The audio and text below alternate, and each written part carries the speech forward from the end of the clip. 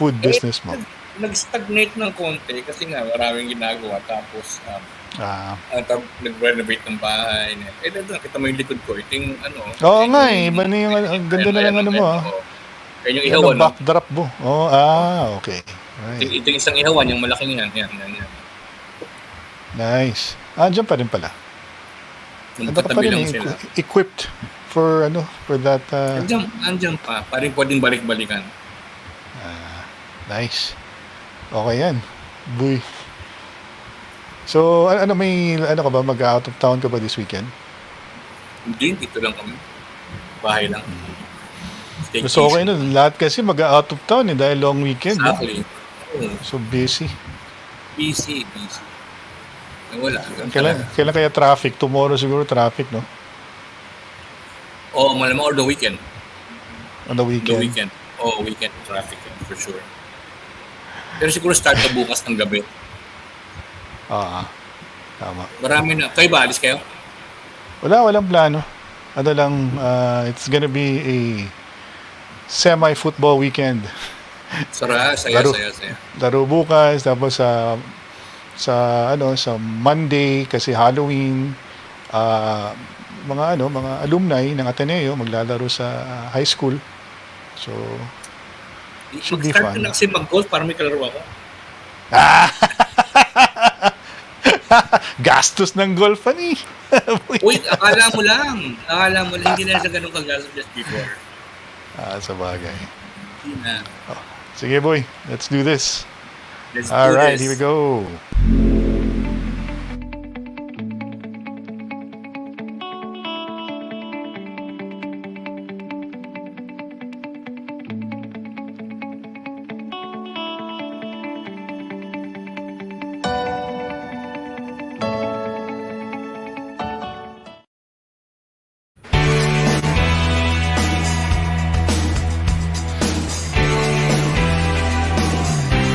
Hello guys, welcome to Historia Potbolero. My name's Ron Poblete with Buboy Balange. I'm here. Yes. Hi Boy, kamusta nagbuhay? Long time no see, brother. Yeah. Wala eh. Wala namang pag-uusapang Lenny. Hindi, meron pa rin naman. Meron pa rin. Nandiyan pa rin siya eh. Hindi pa nagpaparamdam pa rin from time to time. So, hindi maiwasan. Ang hirap ngayon kasi gusto ng mga vloggers mag-transition. Funny nga kasi itong latest issue ngayon sa social media is about two vloggers na hindi naman political but they've been they've been trending. Yung kanilang mga alitan, mga away-away nila sa social media. To be honest, hindi ako updated sa away na yan. Talaga. But I don't even know them that well. I just saw their names. So I was surprised. Akala ko nga they were talking about Maharlika and Thinking Pinoy. Yung pala, itong mga vloggers na to, mga lifestyle entertainment vloggers. And so they've been getting one of them was getting some flack on social media because apparently she's been bad-mouthing the other vloggers. And there's been talk na wala yan, lang yan for publicity para papag-usapan sila for traction. alam mo, it's not beyond them to do something like that. Yung gumimik, ha? Kilala ko ba yung dalawang yan? I don't know, man. Ang kilala ko si Ivana eh. Tsaka itong Haraki ba to? Some girl na siya yung pinapag-usapan ngayon. Tapos meron siya mga tinitirang mga ibang vloggers. Tapos I don't know exactly the story, but kumbaga the gist is that the criticism that people have been getting or these bloggers have been getting is that parang medyo obvious. Alam mo yung ewan ko na napapanood mo yung ito rin yung mga YouTubers na isa coach tapos tinitira niya si Mark Pingris na PBA player. Parang kina-challenge niya. Di ba meron din sila mga challenge ng mga YouTubers na nagtitrending pa minsan? Yung mga 3-on-3, 1-on-1. Pero ito puro yung mga nagtatrash talk. Tapos nagiging personal. Tapos feeling ko kasi parang for show rin to kasi itong mga yan eh. Yung mga obviously naman na for show. Kasi the more viewers, di ba, the more that they stay on that episode, it's kaching-kaching, di ba? Do you remember that yung kasi mahilig tayo kumopya ng mga Amerikano eh. Yung mga vloggers sa States, like yung si Jake Paul ba yun? Yung, 'di ba, meron pa silang challenge pa niya si Mayweather, tapos nagkaroon pa ng fight. Yeah. Pero mga YouTubers, mga vloggers din to eh. So I guess nagkaroon tayo ng sarili nating version of that. And nag-evolve. And I think yung mga vloggers natin sa Pilipinas, ang tingin kasi nila, ang focus kasi nila is to get eyeballs, no? And Yes. to get engagement. So that para kumita sila. Ang laki kasi ng pera na rin talaga na maging vlogger. Kaya paminsan you have to take it with a grain of salt, no, when you hear any controversy surrounding some of these bloggers, even the political ones, kasi you know for a fact that part of it is a large part of their thought process is, if I get the attention of my followers, I'll get the engagement I need, so that Yeah. it will reflect on my bank account. Of course. At the end of the day, lahat naman yan, like, even sila TP, kumikita dyan eh. Kumikita talaga yung mga yan. So, There's nothing bad about it. Pag lang naman, alam mo yon, yung hindi siya masama. Ayaw mo lang na contrived. Kasi parang Oo, pag contrived kasi yung parang pinilit na parang gumawa ka lang ng issue para mapansin ka. Hindi na natural at 'di ba? The reason I think it's not real anymore. It's not real.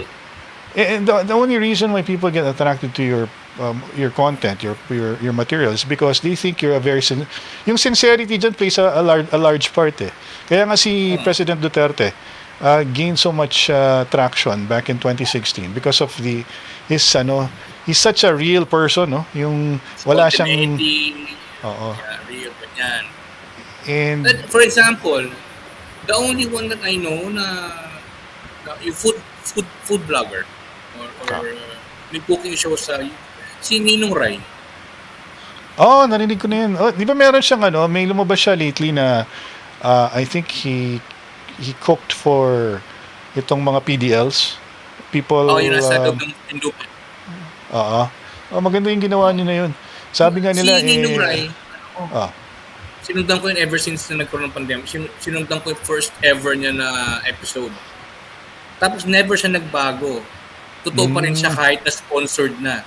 Pag sinabi niyang sponsored, ito sponsor to, binayaran nga ako dito. Yun. Alam mo yun, wala siyang bahid ng kaplastikan. Yeah. Tama yan. Dapat ganun. Hindi siya nagpe-pretend. Binayaran ako dito, hiningin nga ito eh. Buti nga, pumato lang niya sa akin. Alam mo yung mga ganun siya, humirin. Dapat ganun. Hindi siya pretentious, kumbaga. Wala siyang bahid ng pretense. So, boy, tonight kasi kaya tayo nag-vlog dahil gusto na tagal na dapat natin napapag-usapan 'to. Tagal na natin ginagawa yung Story Futbolero. It's been 2 years, no, since we started this vlog. But we always talking about politics, but there's something that kahit paano you can connect with the political realm is the fact that most of the people that work in government at a certain point are someone's boss. Diba? The president is someone's boss. You have the congressmen, the senators, they have their own staff. So pretty much they have their own crew they're running, no? They're running their show and they're leading people. Kasi that's the reason why they ended up in the position that they're in, because some people voted them to their positions. So na-realize ko na wala masyadong pinagkaiba yung sa private sector and government. Dahil we're talking about personalities holding key leadership positions. Yeah. And we call these people the boss. Diba? Yeah. And may article kasi sa CNBC na lumabas. Ewan ko kung saan ko ba, sinend ko sa iyo yung buhay, no? Gusto ko lang ipakita. Sige, sure. Sa CNBC. And yung aming website na tinatawag na PopBits PH ay magkakaroon ng parang article that's based on that particular article from CNBC. So gusto kong i-share muna para sa inyo kasi gusto namin pag-usapan yung mga boss nyo. Hindi mo naman pwedeng, okay lang kung previous boss, you don't have to talk about the current one kasi you might get into trouble. But feel free to share, no? Sa ating programa ngayon sa Historia Futbolero. You can drop your comments right there below para mabasa namin habang pinapag-usapan natin yung mga boss ninyo. Or ex-boss. Ito na ba yung mga nanonood sa atin? Taka ha, sa ilang ha. I-check ko muna yung... We're live on Facebook and YouTube, right? Yeah. We're live on Facebook and YouTube. Tapos gusto ko lang ipakita sa kanila yung article para makita nila yung article na pinapag-usapan natin ngayon that talks about the types of bosses. This was written by a Harvard expert. So ito yung yung article na sinasabi ko. Share ko ngayon ha. Ito.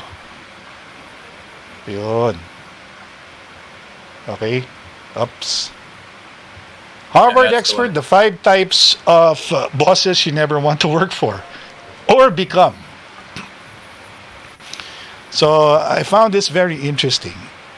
Kasi alam mo, sometimes people take for granted that the boss of whatever organization that you belong in plays a major part in how our lives, in general as a community, can actually definitely go from bad to worse or even better depending on the boss that's handling. Can you imagine kunyari kung dickhead ang si Ramon Ang, tapos ang gagawin lang niya puro 'di ba? Gagamitin niya yung power influence niya just to influence our lawmakers to craft laws that will only benefit him. It's gonna affect the rest of the populace. That's true. That's my take, diba? So if you have irresponsible businessmen or bosses, so to speak, who lead these industries, I can imagine the problems that can arise from that kind of mentality. And it's actually coming to fruition. It's been coming to fruition, boy, based on the issues na nangyayari sa mundo ngayon. Isipin mo, boy, yung economic downturn 2007 sa Amerika nung nag-crash yung stock market. Sino may mga kasalanan nun, 'di ba? Citibank, Goldman Sachs, yung real estate bubble na sumabog. Tapos lahat apektado, buong mundo. And sino bang may kapakanan niyan? Di syempre yung mga may-ari at yung mga boss ng mga kumpanya na yan. 'Di ba? They didn't handle it very well. Yun na nga. And they were just thinking about the bottom line tsaka kung ano yung kinikita nila. Diba? Those are the magic words parang generally bosses are always accountable for the bottom line, diba? Yeah. And on a bigger picture, kung ikaw yung CEO ng kumpanya, siyempre you are at least may mga stakeholders na you're accountable to them. So talagang I understand na kailangan aalagaan nila yung kaperahan. Dapat laging itim yun. Dapat hindi pwede magpula. Ibalik na lang natin. Gawa natin ng For example, boy, ikaw, this is close to your, to your heart, itong issue na to. Kasi dahil dati kang empleyado ng ABS-CBN. Yung boss mo na si Gabby Lopez. Dahil sa... Tingnan mo nangyari ito sa ABS-CBN ngayon. I mean, if he wasn't the guy that he was, or even the people, yung kanya mga yung mga underlings niya na who mismanage, yung kung hindi did get. Wag na tayo maging complicated. That was a business about about entertainment and providing content for the people to consume, right? TV. Yeah. People. Yeah. So we produce TV shows, produce entertainment. So maraming frustrations as employees in relation to their bosses. Marami silang frustrations because like yung writers they want to do something different. Like for example, Provinciano, that's been running for the longest time. Hindi siya namamatay. Walang hindi siya nag-evolve ng tama. The character of Cardo. Hindi siya nag-evolve ng tama. In such a way na makaka-relate ka sa kanya bilang tao. Hindi dinidikta ng big studios na dapat ganito gawin mo, dapat ganito gawin mo. Bakit? Kasi ganito ang sinabi ng research department or division na pinapaniwalaan ng lahat. Tapos ito yung dapat yung tatahaking direction. Huwag mong papatayin yan. Kasi para parang sabi sa research, they identify Tucardo because he seems like the FPJ of a young FPJ who cannot die.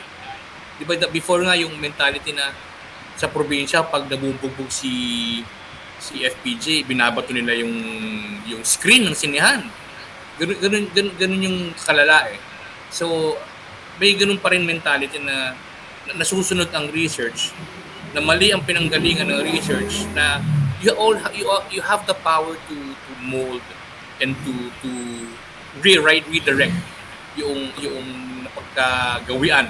But hindi na kayang gawin yun because the big studios are dictating na ito dapat to, ganyan content because it will rake in money. If it rakes in money, bottom line tayo. May bonus ka, may kotse ka, whatever. So, may frustration yung writer. That's one relationship na hindi na-handle ng boss ang tao because let's put ourselves in the shoes of the bosses then para naman fair. Nasa gitna kasi sila yung middle management. Nasa gitna ngayon sila na they're caught between a rock and a hard place. So, no, I know where you're coming from because even me, when I used to work for radio, I think there are certain families, rich families, or here in Metro Manila, who've been in the business in their industry for a long time. They have an approach, lalo na yung mga family-owned business. Ano nila agad, ang perception nila kasi sa kanilang negosyo is, ang importante is the revenue. They don't really care much about the people who are working for them. They do probably to a certain level lang. But at the end of the day, what they're looking for is, for you to deliver and earn what's expected of you. Kaya tuloy, paminsan nakakalimutan nila na merong human factor sa lahat ng kanilang mga policy or kanilang the way they deal with people. And I feel yung old school way is, I'm the boss, sundin mo ako, ito ang gusto kong mangyari, dito ang gusto kong kitain mo. Pag hindi mo na kinita yan, tanggal ka or you won't be compensated as much because they think you're just part of the balance sheet. Hindi natin kailangan mo na sweldohan yan. Konti lang. Yung mga dyan, kumuha na lang tayo ng mga baguhan na pwede natin i-take advantage. Diba? Ganun yung mentality kagad eh. Sinabi yan sa akin. Lately, sinabi yan sa akin. Oh? Kung mag-hire ka ng fresh grad, mag-hire ka ng mag-aaral pa. Okay lang yan. So ito nga, sabi nila. Hindi nakapag-deliver kasi mga fresh grad.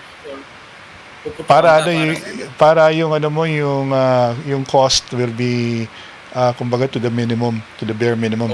And then you can maximize profits. Ito nga si Anika Kim Constantino from CNBC wrote this article. Harvard expert, the 5 types of bosses you never want to work for or become. So, isa-isayin natin yan. Isa-isayin natin. Like for example, itong the imposter. Number 1 ito na pag-usapan natin kanina to before the blog buoy. Ito yung mga type na tao na magaling sila magsalita eh. They're able to present their ideas well. Very highly ang kanilang communication skills nila is at a very high level. So they can talk to anybody and sell an idea and people will pay attention. Unfortunately for these people, hanggang doon lang sila at that level. May kilala kong ganyan eh, may mga tayo dyan, yung mga political analyst na ang galing mag-explain, pero pag hinimay mo at tingnan mo yung kanilang body of work, wala masyadong substance. Pero magaling sila mag-explain, magaling yung ang dating nila para silang knowledgeable. They can spew out like, for example, kumbaga the books they've read. But if you really siguro probably tested them and asked them, Anong sabi nitong particular writer na to regarding the situation today? I don't think they will be able to to really explain it. And I remember one of the political analysts na that I've met before, he was telling me about this other guy. Sabi niya, alam mo yan, there was one time we just had this conversation and before I knew it, he was on TV talking about what we were talking about, and and he made it appear as if it came from his own head. yung ideas, yung conversation. Maraming So, ganyan. So yun yung mga imposters, and ang telltale sign if your boss is an imposter is yun meron silang parang temper, magaling, very defensive, easily they're easily offended if their position is threatened, 'di ba? Yeah. And Nako. ayaw nila yung may mga mas magaling sa kanila pag sa kanilang, 'di ba, sa kanilang workplace. At if you show a little bit of siguro initiative or parang Kinontra mo sila. oo, parang Kinontra mo sila. Patay ka. patay. Away talaga yan. Dapat siya yung last say, idea niya, cascade. Tapos, parang, Ang problema gusto ko kulay pula. Anong shade? Ikaw ang bahala. Pakita niya, ayoko niya, pangit. Sabi yung pula. Hindi ka ng pula. Alam mo yun? Parang, okay, ewan ko sa'yo, di ba? Pero ang problema nga, gaya ng sabi ko sa'yo kanina, Boy, pag ito yung mga nagka-crash and burn na type of personality sa yung mga yung mga akala mo lang type of bosses na tsaka maraming ganyan na sadly sa government you'll meet Sa government pa maraming ganyan. marami kasi alam mo bakit ang basis kasi kadalasan for you to get appointed, apart from the fact na kunyari meron kang sponsor or meron kang somebody who will back you, may backer ka. And magaling na rin itong mga gusto pumasok sa gobyerno, lalong-lalo na yung mga they'll just like the title and the attention that they'll get if they ended up with a position.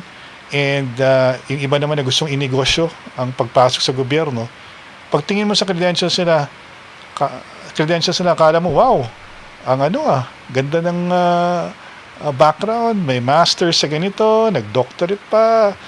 Pero once they're in, biglang doon nagkakaproblema because they really don't know how to run the department. And they end up, kaya nga, I can't blame sometimes the plantilla, the ones who've been in government for a long time, that they can be very, very jaded when it comes to appointments. So pag may pumapasok, ang kanilang mindset, although they don't show it, they feel that this person's not gonna last that long, and I'm sure they're gonna try to make changes, whatnot, blah blah blah, and they have they don't have a clue on how to do it. So we're just gonna go with it, and we're just gonna ride it until this person leaves or gets fired. You know what I mean? Oh, yeah. So, what we lack... Usually, yung mga tenured yan eh. Yung mga tenured na sabi niya. Tsaka kadalasan kasi yung mga napapasok, 'di ba? Kasi dahil popular, meron silang kunyari reputation or kakilala sila nung appointing authority. Tapos pagpasok nila, doon na nagkakaproblema. And then sometimes, syempre, the appointing authority won't, lift a finger because it's going to reflect bad on them eh. So even if that person is messing up or fucking up already in their department, they'll just let them be. Just as long as not... Tatahimik lang yan. Just as long as not being, getting publicity, they'll just let them be. Ang problema, the agency that they're handling or the department suffers. And the people who are already jaded to begin with, it will just reinforce their idea of these appointees, di ba? So, yun ang ating nakikita problema. Kaya nga, when Inday Sara nga was,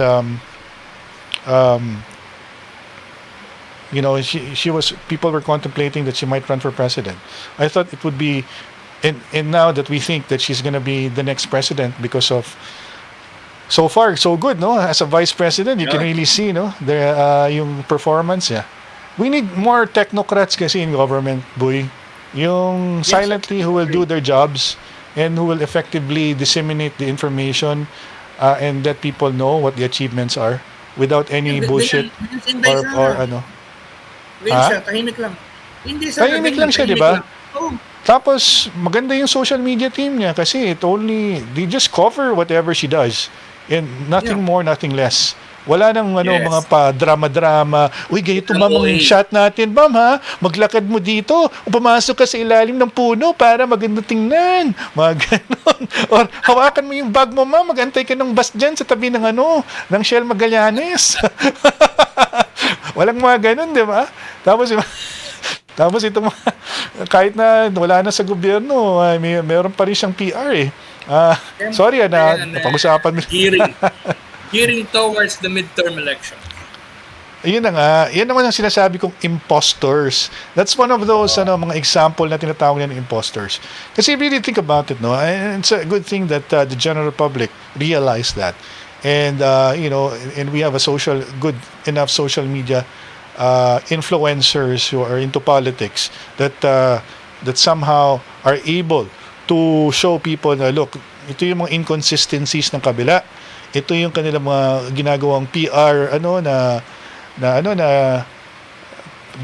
manufactured lahat ng mga ginagawa nila. So people are beginning to realize na wala for show to, and it doesn't help that she's not a very good actor. So yung dating niya talaga parang oh man, 'di ba? Ko lang, let's i-flip ko lang yung coin. Kung sa may number one, may mga imposters. May mga hindi impostor naman. Gusto ko lang i-share na na-experience ko to first hand eh. Nasa ABS pa. Would you imagine Charo Santos Concho managing a large group, or one of the largest groups in ABS-CBN, which is the engineering department, run by and operated by big ass men, cameramen, soundmen, lightmen, writing director. Tapos siya ang boss nila. Talaga? Anong alam ni Charo sa engineering, sa telecoms? Wala. Wala siyang alam. Nilagay siya doon para ayusin. So nung nilagay siya doon, magaling na manager. Hindi siya impostor. Hindi siya nag-pretend na marunong siya ng engineering.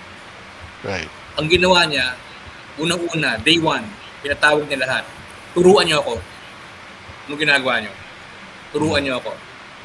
Tapos yung head ng audio, head ng ilaw, head ng camera, head ng news, whatever. Tinuruan siya. Tapos ano yung mga problema? Ano yung mga problema? Ano yung hindi problema? Ano yung what's working, what's not working? Ganon. From then on, pinatakbo niya yung buong engineering department.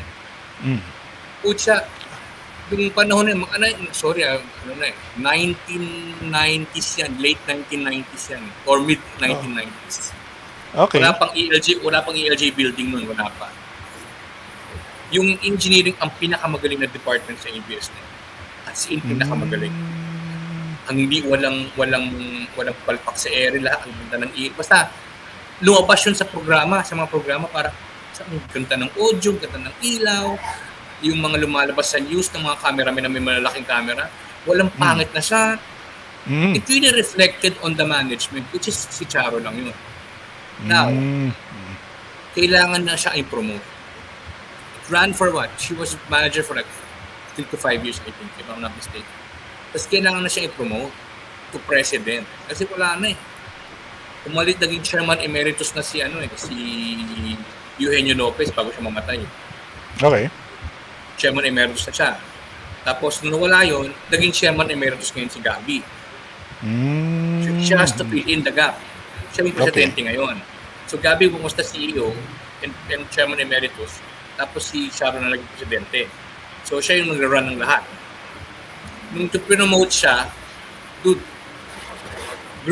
these grown men, engineers, umiyak sila nung nawala si Sharon.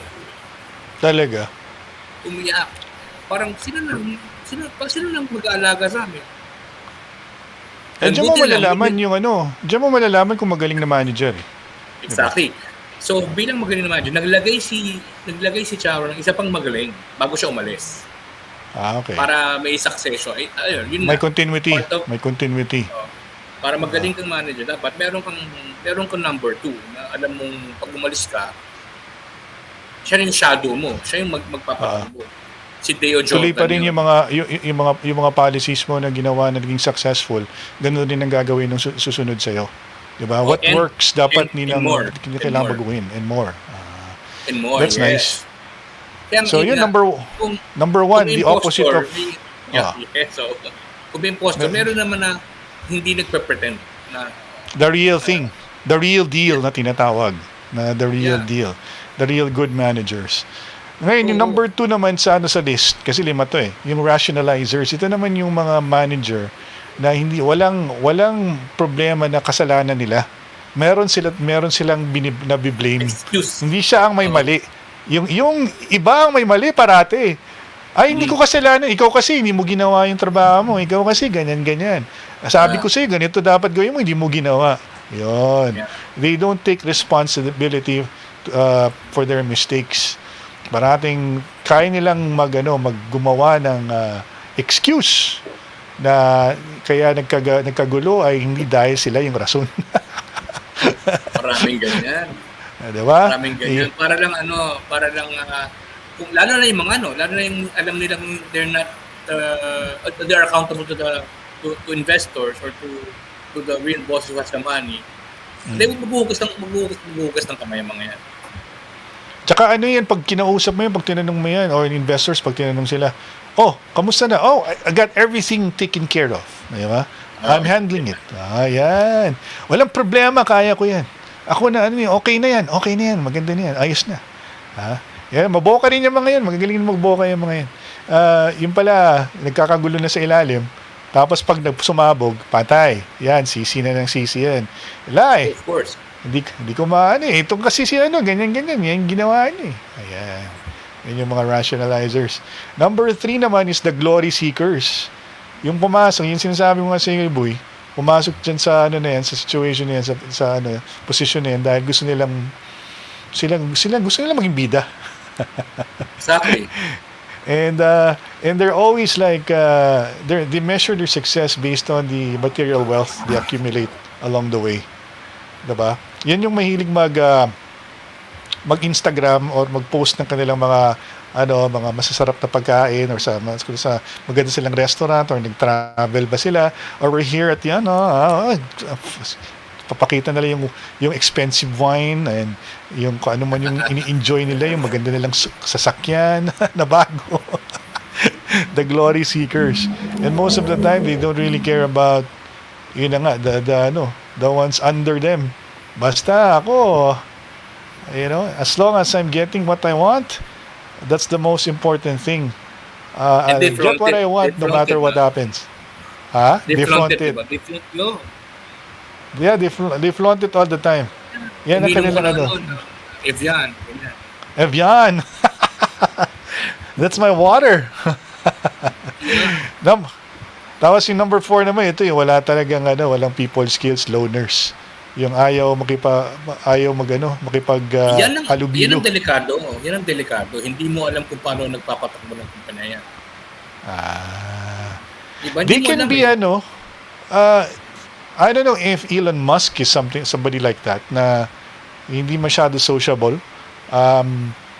Normally ito yung mga type of bosses na intimidating dahil you don't see them socializing with anybody. There's an air of mystery about them na parang what's this guy all about? But the problem is, diba, they don't have a good relationship with the people they work with dahil they don't even try to get to know people, diba? Which is a very hard thing kasi si Elon ba hindi ba siya glory seeker? Hindi naman he's really a smart guy. The problem with smart guys kasi yung empathy level, medyo may pathological na yung yung personality, di ba? May pagka-sociopath. Walang humanity. Walang humanity. And if you remember, di ba, there were stories na itong kanyang car company, yung Tesla Tesla. was about to go broke. And then he invested so much on his rocket company, di ba, yung SpaceX. And walang guarantee it was gonna work, and he was losing so much money, no, na malapit siya. I think the money that he had left was enough for SpaceX to operate for ano na lang, a few weeks or a few months. And then that's the thing about guys like him who became very successful, is they're willing to bet it all. Yeah. Diba? They have the balls to do it. Parang si Mark Cuban, grabe magsugal ng pera yun. Si Cuban, ganun din no? Oh, but why would you risk everything in a this kind of team na parang wala namang nangyayari sa NBA, pero wala, sugal siya Oo nga, totoo. NBA, meron ba siyang baseball team? Meron, di ba? Hindi, lupit nga yung, di ba, when he started broadcast.com, remember that? Yung during the start of the internet, kanya pala yun, tama. Di ba, nung nagsimula yung internet in the 90s, and all these websites were coming out, and then nagkaroon ng parang internet bubble na tinatawag. People were investing left and right, and then, you're smart enough to sell broadcast.com for like a couple of $1 billion. At that time was a very laki ng kinita niya dun. And people wala na yung broadcast.com, alam mo ba bakit, boy? Dahil nagka-problema sila sa mga royalties. And yung ang tawag nito, yung patents, tsaka yung mga rights, ang tawag dyan, yung mga creative rights na mga, let's say, mga writer. Kunyari, ikaw, may ginawa ka. Intellectual property rights yun. Intellectual property rights. Dahil, kunyari, ikaw nagsulat ng commercial for this product. Tapos, dahil sa broadcast.com, it can be aired all over the country, all over the United States, and all over the world. So, yung intellectual rights, yung value of the person who wrote that or who created that ad, suddenly started questioning, why would you air that ad, and it's supposed to just air in this particular territory area, tapos ngayon naririnig ng ibang tao, dapat bayaran mo ako na mas malaki. So naging issue yan, kaya mapapansin mo pag merong mga streaming, pag commercials na nawawala yung we will be right back, may mga ganun. Tata nagsimula yung geotagging ayun, mga geotagging. And kasi automatic na. Mark Cuban was smart enough to let go of that company because he knew that it's yung very short shelf life, yung profitability niya. I think he sold it to Yahoo yata for 2 billion. Ang galing di ba? For that yung infancy pa lang ng internet noong araw na yun. Alam niya na kagad na parang nangyayari is, I think he treated the internet like real estate. Maraming ganun Maraming ganun ng mga tao na treated the internet like real. Nag-speculate tapos gagawa ka ng website, tapos ito ang content mo, tapos ibebenta mo sa mas mayaman.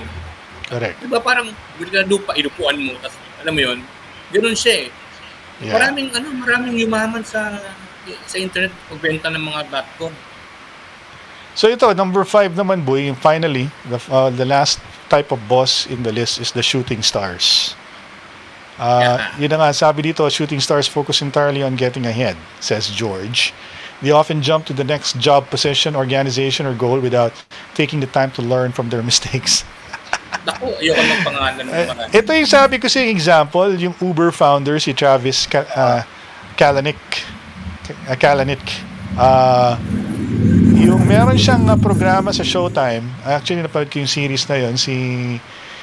I don't know if you remember this guy who was in, palabas niya,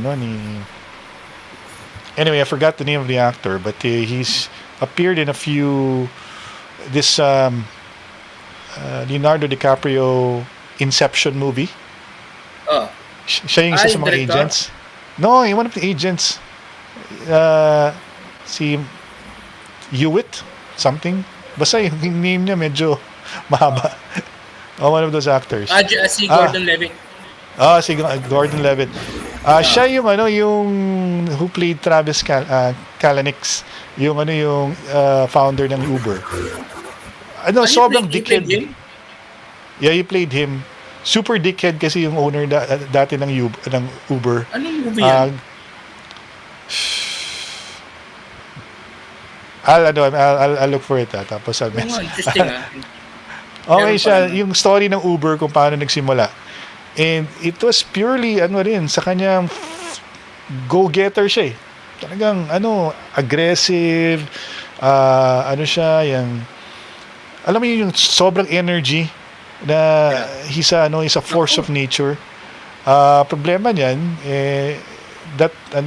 yung kumbaga, yung flip side ng pagiging aggressive kasi is he doesn't treat his employees well, or masyado siyang slave driver, tapos grabe ang mga sexual tawag nito harassment nangyayari sa office. So tapos yung mga investors na tinanggal siya. Yun ang nangyari kay Kalanick, si Travis, founder ng Uber. Pero then again, boy, itong mga companies na to, even run by these medyo bordering sociopaths, ay nagsaging successful. Imagine mo, wag na tayo maglayo. Founder ng Apple, si the late Steve Jobs was an asshole, diba? Oo naman. Ang feeling ko kasi, boy, maraming mga mga impostors na mga imitators na dito sa Pilipinas na pag naging boss, ginagaya nila yung personality na yon. And ganun rin ang kailangan. Thinking that they can get away with it, and that's the formula. These five types of bosses that Harvard ran down. Normal, ito talaga sila eh. In a nutshell, maraming ganyan na marami pang nasa gitna yan eh. Sometimes you're half glory seeker and half impostor. May mga hybrids pa yan. So, pa yan eh. Malalim pa yan. Maraming mga klaseng ganyan. But there's only one common thing sa kanila. They're all bad managers. Yeah. Yun. They're all bad managers. If you know these things, it's a good thing they have an article about this, boy. Kasi if ever you get the chance to become a manager yourself, and the opportunity to become a leader, kahit sa politics ba yan or in the private sector, very important talaga that much of the success of your leadership will be highly dependent on how you treat people. Yes. Diba, boy? That's the bottom line. Your people are your biggest asset if you have a company. Exactly. Not your capex. Kaya sabi ko nga, boy, yung kinukwento mo nga about Charo Santos, the fact na umiiyak yung mga tao niya nung umalis siya, it only goes to show that she was very effective in terms of her leadership skills in empowering these people, because if meron silang ganun, if they've grown a certain attachment towards you, ibig sabihin na you were able to affect them at a personal level, at an emotional level, and that's more valuable than being the terror, the actual draconian na approach on management. Alam mo yung mga lumang style, boy, ako boss, makinig ka sa akin. Di ba? Ito, may kwento ko sa'yo. Circa 1995, 94, 95. Advertising agency. May isa akong boss. Magaling yan magaling na boss. Sobrang magaling na boss. Magaling na creative. As in, multi-awarded creative yan. Kaya lang pinalayan sa industriya ng advertising. Yung mga panahon ng SARS, alam mo yung mga namamaya na local brands noon, magaganda yung mga advertisement na yan. Pinapulbo talaga. Sila yan. Isa siya dun sa mga yon. Isa sa mga pillars of the local advertising industry. First advertising agency ko yun as a copywriter. So, may pinapagawa siyang print ad. Tapos, bago namin gawin yun, sa piece of paper, literal lang, drawing mo yung printan. Itong headline, itong layout niyan, itong body copy niyan, itong idea niyan, itong tag mo, whatever. Buo yan, buo. May kita lang yan sa papel. Tapos marami yan, studies. Ang tawag namin thumbnails. Marami. Makita mo sa kanya. Para mapapipili na lang, bakit ganyan. Ilalatag mo. Kaya ako naisip to kasi ganyan. Ito, ganyan. Hindi ko makalimutan yun. Sa harap ng art director ko. Kinuha niya yung isang papel. Ito yung idea mo. Mali Pinunas niya sa puwet niya. Pinampol, tinapon sa basurahan. Ulitin mo. Asshole.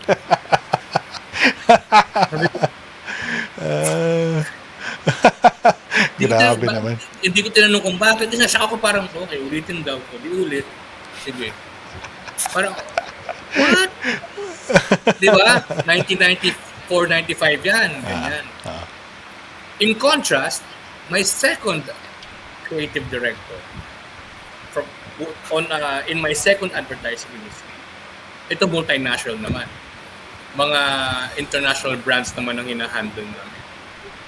Tapos, siya naman, mahinahon, pero sasabihin niya kung na pangit, na medyo foreign ang dating.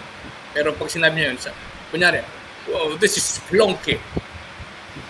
Ano yung plonky? Sabi ng order ko, pangit daw. Ulitin natin. Pero sinasabi niya, pag maganda, sasabihin niya sa'yo, parang, oh, this is brilliant. Gaganon yun. Yung isa, wala.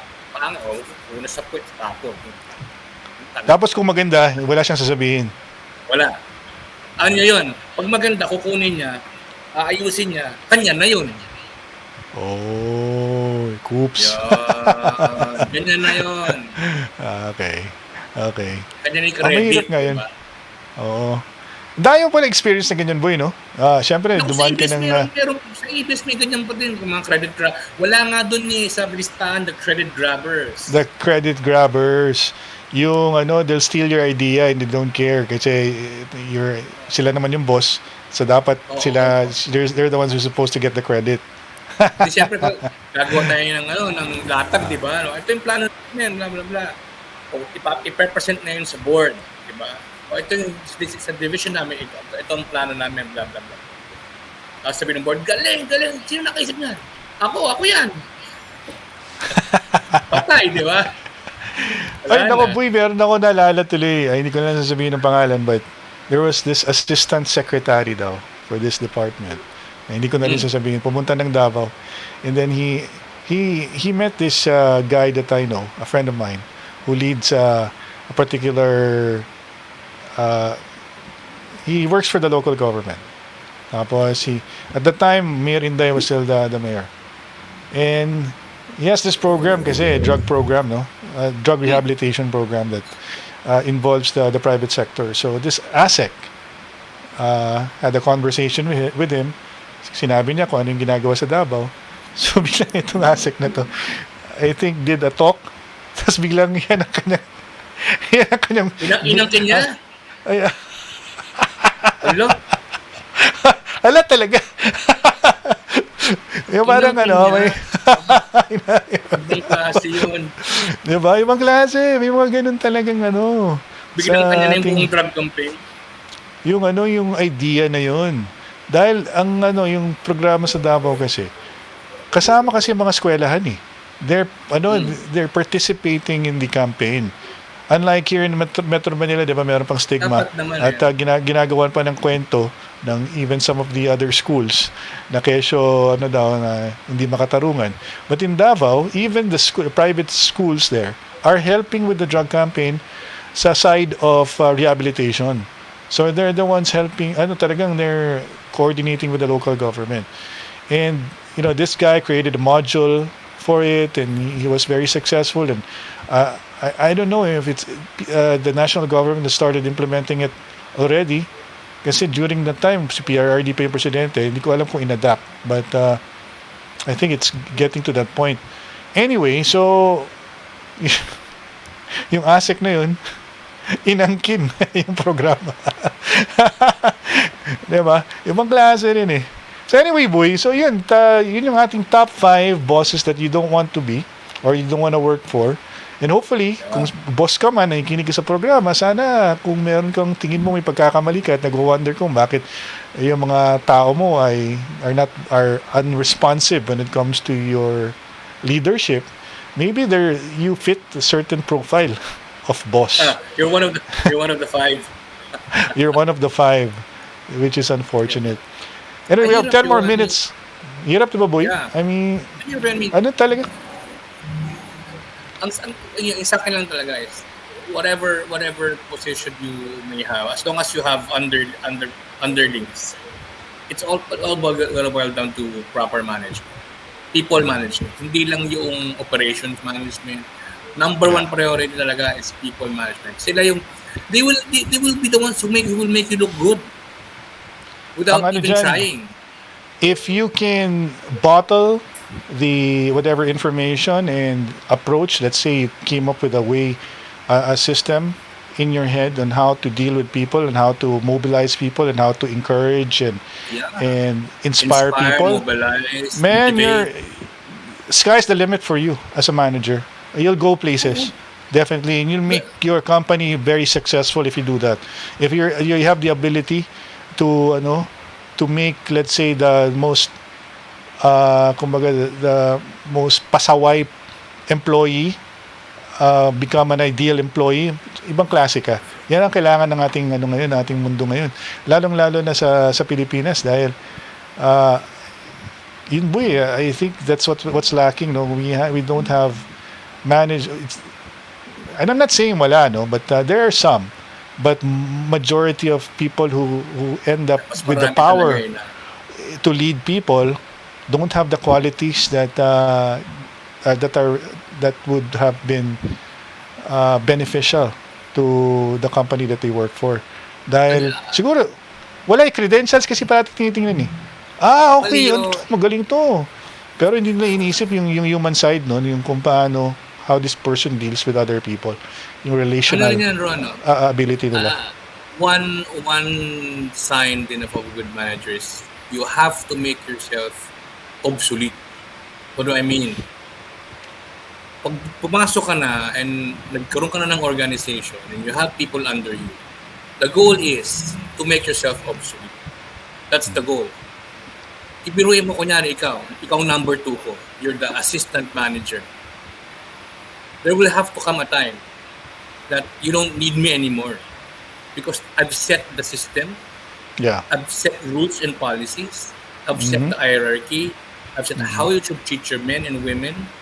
You don't need me anymore. Pag umabot ka sa you don't need me anymore, magaling ka. Galing. Ganun lang yun. Kung you end up like yung company mo can run without you, so magaling ka talaga. Yun yung ano doon, it's the end goal. Pero if you're always like grabbing at straws, tapos parang you're always like stressed out, that means there's something wrong with the way you manage people or how you handle your department. May mga kilala ko doon dinadaan sa init ng ulo kasi stressed out sila. Ang tanong kagad, ba't ka stressed out? Diba? Isa pa yan. Ako nung I've handled 1, 2, 3. I've handled in my career, I've handled 6 groups already. 6. Number 1 rule ko, bawal overtime. Bawal overtime? Yes. Bawal overtime. You know why? Kapag nag-overtime ka, that reflects one thing. You don't have good time management skills. Correct. Yeah. Tama. You don't. Pero pag hindi ka nag-overtime, natapos mo lahat, okay ka. Sige, inom ka na, uwi ka na. Ganun. Pero pag nag-overtime ka, may mali. Teka lang, may mali. Pag ganun. Lalong-lalo na kung naintindihan mo how the work is done, tapos yung the amount of effort that you need to put in, tapos you're not doing it, wala na. Basang-basa ka na kaagad. Kasi yan you don't have to work hard. You should work smart. Tama. Yun, boy. But before we end the program, boy, kasi you said it's 60 minutes, no? Yung part of our topic kasi tonight is about this controversial um, commentary by one of the bloggers that sabi niya became viral is meron daw ahas sa Malacanang. So I was thinking, tama na. So they're saying, this person is saying, accusing this person who happens to be the wife of this guy na as the snake, so to speak. How can you call a wife the ahas when the wife is only protecting the interests of the husband? So in essence, the two of them are one and the same, the husband and the wife. So if the wife is the one calling the shots as far as appointments are concerned, then that only means that I think it follows that the husband also knows that. Can you imagine them, when they go to bed that night, on their bed, before they go to sleep, they have this small chat, and I'm sure from time to time, no, masisingit yung mga nangyayari sa opisina. Don't you think the husband knows what the wife is doing? So for this person to say and make it appear as if she has the inside knowledge, or some ano daw, meron siyang mga sinasabi, boy, na meron daw siyang mga insiders or mga nasa cabinet na nagsusumbong sa kanya. Sabi ko, wow, klase ka rin, ha? Meron mga cabinet members na nagsusumbong sa'yo. Ayos ka. Sino ka para pagsumbungan? Tapos tatawagin mong ahas, parang that's so far-fetched, to say the least. Di ba, boy? Parang magawa lang ng ingay para magkaroon ng engagement. Kaya nga nang narinig ko, parang na ano to one of those na parang slighted. Parang yung panahon ni PRRD, naalala mo yung ating favorite senator noon, si Trillanes. Ngayon, wala na, hindi na natin napapansin kasi out of the limelight. But remember before, what's the word for it? Hirit siya ng hirit. Ngawa ng ngawa about the president. Tapos, if you actually trace back where this thing is coming from, talagang all of a sudden he's very vocal about the president. People remember 2016 when he went to Davao and asked for the hand of the president to become the vice na ang tawag doon, spurned lover. Spurned lover. So sobrang anong tawag dyan? Nasaktan. Bitter. So yun ang kwento about this other blogger, this woman blogger, na tinatawag, sino ba? Nasaktan yata kasi parang she was expecting that she will be given that position that our friend, Attorney Trixie, held for a few months. No? So, yun ang narinig ko. Kaya, ang weird, no? Weird talaga, no? Kilala ko ba yan? Luisa Moran? Hindi, kilala ko ba yan? Sino? Itong vlogger na to? Oo. Oo, kilala mo yan. Very outspoken yung babae na yun, eh. I-PM mo sa akin. It starts with the letter M? Wala naman siya dito eh. Hindi na nga nawibirduhan ako paminsan sa mga ano niya eh. I can't help but sometimes check out some of her blogs and I'm like, what's wrong with this woman? Abrasive. And if we were to connect the topic previously about bosses kasi really, they just have this this unique opportunity to affect change, no? Because they're the ones leading. But generally, this is really about human nature we're talking about. Because leaders are born from the people. They come from the people. They come from us. And then whatever their personalities are, what exacerbates or even amplifies whatever negative traits they have. It only gets worse because they've been given power. So, yun oo. Diba? Pag once na, imagine ngayon pa lang, ganyan na siya. How much more kung may posisyon yan? Wala, abuso. Patay. Yari tayo dyan. Diba? Kaya, abuso. I think... Sa malaking company, maraming ganyan. No? Oo, Alam mo, marami. I had this before, years ago, Meaning, 10 years, 12 years ago, boy, I had the chance to work for a call center part-time while I was in radio. And I had this unique perspective. And I've seen people, rise up the ranks, no? And I've heard stories of certain people who rose up the ranks because they're so kiss-ass. And then once they become bosses, pucha coops.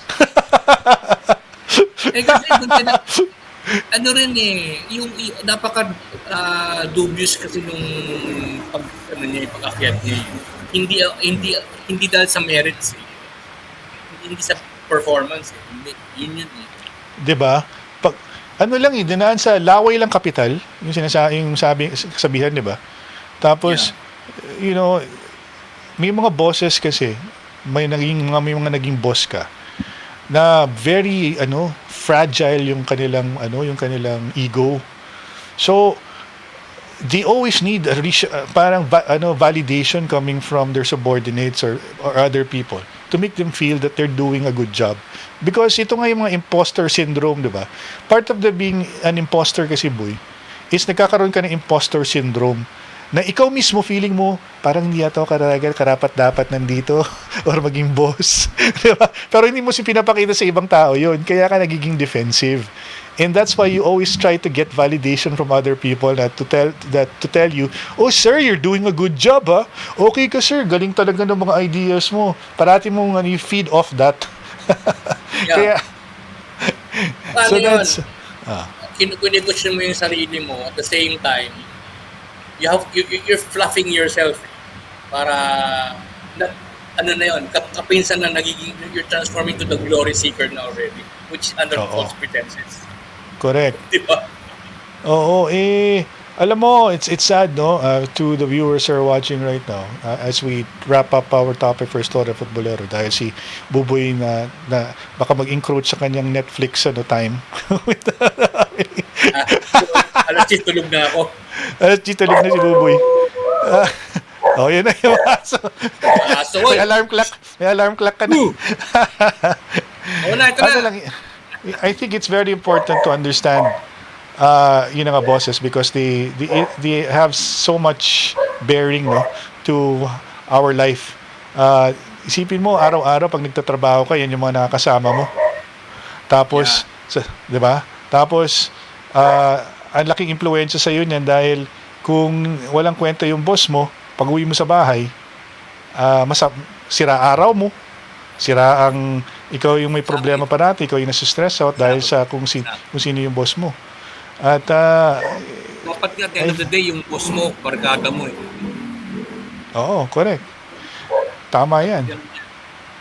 Tapos meron tayong tapos iwasan natin at bantayan rin natin yung mga taong nag-ambisyon tapos pero they don't deserve actually the leadership role that they want to take on, 'di ba? Dahil yun ang nakakasira yung isang magandang project ay nasisira dahil lang sa kung sino man yung namumuno. And I think that's the lesson that you should learn. And articles like this, Buy, it helps also so that meron kang nasustore na knowledge rin. Tapos magagamit mo rin sa mga experiences mo. Diba? So, Buy, ikaw, anong final word mo on our kwentuhan ngayon sa Istorya Futbolero? Sa akin lang, kung magiging boss ka, or gusto mong maging boss, o meron kang negosyo na tatayo at kailangan mo ng mga tao, automatically boss ka na. Isa lang yan. Ang asset mo, number one asset mo ay tao. Without them, you're nothing. So treat them well, treat them right, treat them with humanity, and ibabalik nila yun sa'yo tenfold. They will love you, they will protect you, they will protect the business. Yun. Yun naman yun maging makatao ka lang na boss, babalik sa'yo yun at lalabas yun sa negosyo mo, you'll be successful. It may be yung kumbaga huwag mong gayahin yung mga boss na walang alamat na nagmamayabang lang. No. You're part of the team. You're the leader, and you will have to make sure that the goal is met, pero it's met with humanity, ika nga. Tao pa rin, Right. tao pa rin, number one, tao pa rin. Nice one, boy. Ano ba to, boy? Tuloy-tuloy na ba to, or you're one of the this is once in a blue moon situation natin na makakasama ka namin sa Istorya ng Futbolero? Next Thursday, pag-usapan natin si Lenny Gelok lang. Okay, try natin invite si ating kaibigan si Jam. Ay, kaso wala na pala siyang no? Pwede ba siya sumali sa atin kahit na wala siyang Facebook? Hindi ko alam. Oo nga, kasi messenger wala rin. How do you get in? You just need a Google account for you to be able to join in. Yes. The link. You don't need a Facebook account to join No, Istorya ng Futbolero. I don't think so. The link, the StreamYard is enough. Sige, invite natin, boy. Para matuwa ka naman, para may konting reunion tayong tatlo. Thanks, boy. Oo. O kaya mag-invite si Jam, kahit yung iba na, si Eric, nakamiss na rin si Eric. Si Eric. No, okay. Tanong nga si Eric, baka pwede siya. Nasa Myanmar siya. Matagalin ito. Diba? Magka-oras naman tayo sa Myanmar. Okay na. Oo nga, correct. Alright, thank you. Ano, boy? Si Eric, invite natin. Sige. Game. Thanks, boy. Thanks for joining us. And to everyone, pati mga OFWs dyan, pakishare na lang po yung yung ating vlog for tonight sa Istorya ng Futbolero. Maraming salamat. Have a good one. Ron. Enjoy your long weekend. Peace out. Bye.